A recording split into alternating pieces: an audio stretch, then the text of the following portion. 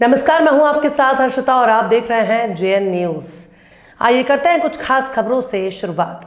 भारत निर्वाचन आयोग के निर्देशानुसार विशेष गहन पुनरीक्षण 2025 25 जून से 30 सितंबर तक विभिन्न चरणों में सत्यापन का कार्य चलेगा। बीएलओ घर घर जाकर सत्यापन मतदाताओं को करेंगे। फलस्वरूप ड्राफ्ट मतदाता सूची का प्रकाशन, दावा आपत्ति की प्रक्रिया और अंत में अंतिम मतदाता सूची का प्रकाशन किया जाएगा। इन बातों की जानकारी देते हुए जिला पदाधिकारी ने आज समाहरणालय के सभा कक्ष में मीडिया से प्रेस वार्ता में चर्चा की।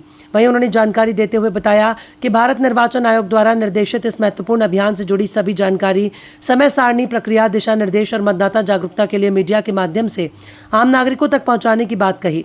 उन्होंने बताया कि विशेष गहन पुनरीक्षण का उद्देश्य है कि मतदाता सूची को त्रुटि रहित, अद्यतन, पारदर्शी और समावेशी बनाना है ताकि सभी पात्र नागरिकों को मतदान का अधिकार सुनिश्चित हो सके।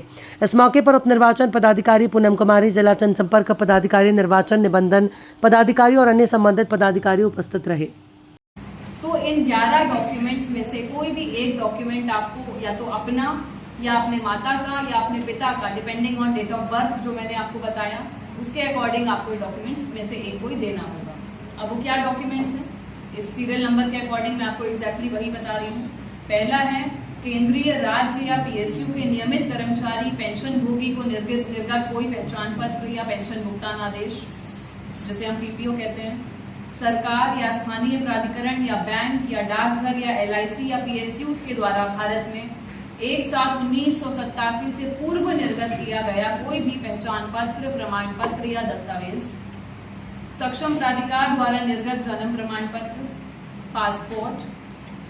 मान्यता प्राप्त बोर्ड या विश्वविद्यालय द्वारा निर्गत मैट्रिकुलेशन या शैक्षणिक प्रमाण पत्र।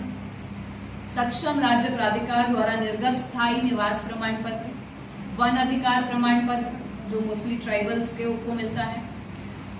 सक्षम प्राधिकार द्वारा निर्गत ओबीसी, एससी, एसटी या कोई भी जाति प्रमाण पत्र। राष्ट्रीय नागरिक रजिस्टर जहां जहां पर ये उपलब्ध है। राज्य स्थानीय प्राधिकारों द्वारा तैयार किया गया पारिवारिक रजिस्टर या सरकार की कोई भी भूमि या मकान से आवंटन प्रमाण पत्र। तो इन 11 डॉक्यूमेंट्स में से कोई भी एक डॉक्यूमेंट, यदि आपका 1987 के पूर्व का जन्म है तो खुद के लिए देना होगा। यदि 1987 से 2004 के बीच का जन्म है तो अपने लिए देना होगा, प्लस अपने किसी एक पेरेंट के लिए, माता या पिता के लिए देना होगा। और यदि 2004 के बाद का जन्म है तो ऐसे 3 डॉक्यूमेंट्स आपको देने होंगे, पहला खुद के लिए, दूसरा माता के लिए और एक पिता के लिए। तो ये हमारा पूरा प्रोसेस रहेगा। अब मैं आपको थोड़ा सा इसके शेड्यूल के बारे में बता देती हूँ। तो 1 अगस्त को हमारा जो है वो ड्राफ्ट रोल पब्लिश होगा और ड्राफ्ट रोल के बाद में जो EROs हैं इसको पब्लिश करेंगे हमारे। आप जानते हैं कि 3 विधानसभा हमारे जिले में है, जहानाबाद, घोसी और मखदूमपुर, 216, 217 और 218। तीनों के EROs इस ड्राफ्ट रोल को पब्लिश करेंगे और ड्राफ्ट रोल के पब्लिकेशन के बाद दावा आपत्ति ली जाएगी।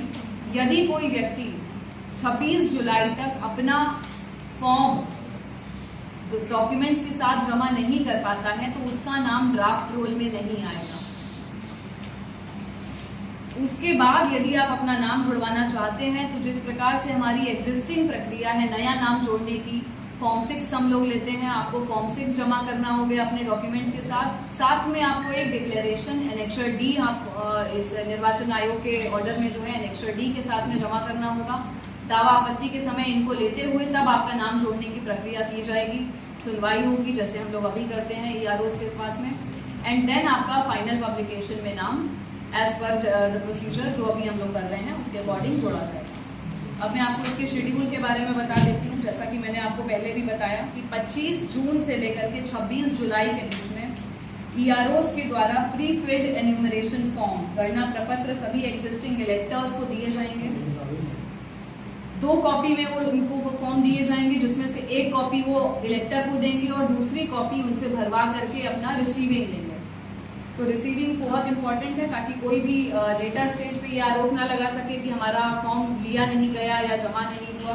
प्रॉपर हर इलेक्टर का डिस्ट्रीब्यूशन के समय पर भी साइन करवाया जाएगा कि उनको फॉर्म रिसीव करवाया गया है और कलेक्शन के समय पर भी उनका साइन करवाया जाएगा कि उन्होंने फॉर्म अपना जमा किया है। इसके बाद में जब BLOs कलेक्ट करके फॉर्म को आएंगे तो उसको वो लोग अपने BLO ऐप के माध्यम से अपलोडिंग करेंगे और अपलोडिंग करने के बाद उसका निष्पादन AERO और EROs के द्वारा किया जाएगा।